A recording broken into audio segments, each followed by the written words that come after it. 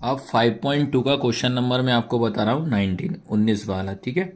और अगर पहली बार क्लास देख रहे हो तो सारे क्वेश्चन वन बाय वन करके देख कर आना। इसकी एक वन शॉट में भी मैं क्लास पूरी ले लूँगा, तो वो ज़रूर तो आपको इधर उधर भटकना ना पड़ेगा, ठीक है। तो क्वेश्चन क्या लिखा है, Subba Rao started work in 1995। एक सुब्बा राव है जिसने 1995 में काम करना स्टार्ट करा, ठीक है। At an annual salary of 5,000। जब उसने 1995 में काम करना स्टार्ट करा तो उसकी सैलरी जो थी कितनी थी, 5,000 रुपये। याद रखना, क्वेश्चन समझना, सिंपल क्वेश्चन है। जब उसने काम स्टार्ट करा 1995 में, उसकी जो ईयरली मतलब एक साल की सैलरी कितनी थी, 5,000 रुपये थी।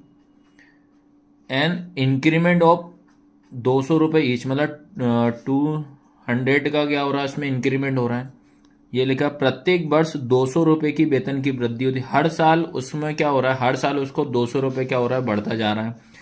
फिर इन्होंने अपन को फाइंड क्या करना है, in in which year did his income reach 7,000। उसने बोला है कि कब इसका जो वेतन जो हो रहा है 7,000 रुपये कौन से सन तक हो जाएगा। 7,000 रुपये मतलब ये इसका कौन से सन में इसकी पेमेंट कितनी, 7,000 कितनी होगी कौन से सन में।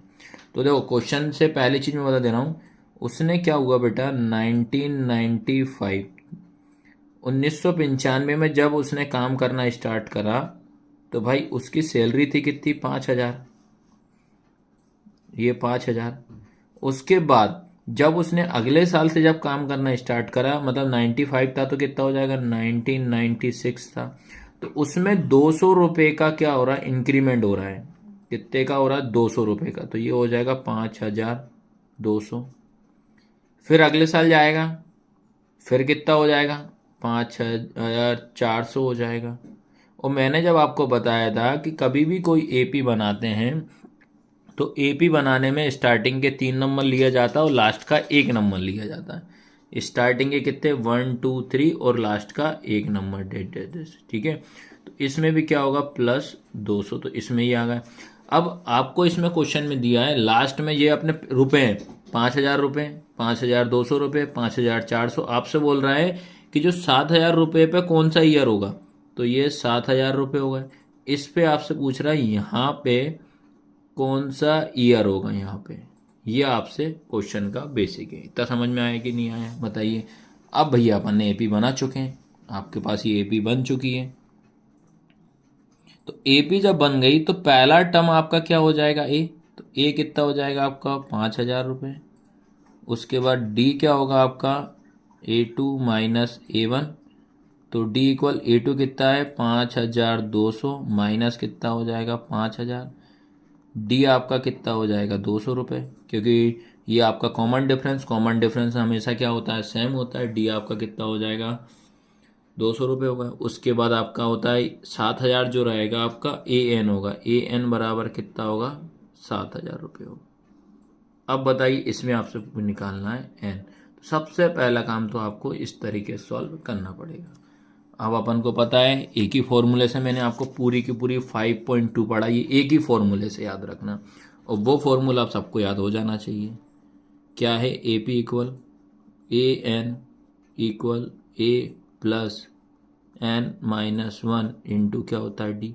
ए एन कितना हो जाएगा आपके पास, 7,000 इक्वल ए कितना आपके पास, 5,000 प्लस एन का एन माइनस 1 इंटू डी कितना आपके पास, 200 हो जाएगा। तो सबसे पहले क्या करते हैं, इसको अपन इधर शिफ्ट कर लो। 7,000 माइनस 5,000 बराबर एन माइनस 1 इंटू 200 हो जाएगा। उसके बाद बेटा इसको इसमें से माइनस कर दो, तो ये कितना बचेगा आपके पास, 2,000 बराबर में कितना, एन माइनस 1 इंटू कितना हो जाएगा, ये हो गया।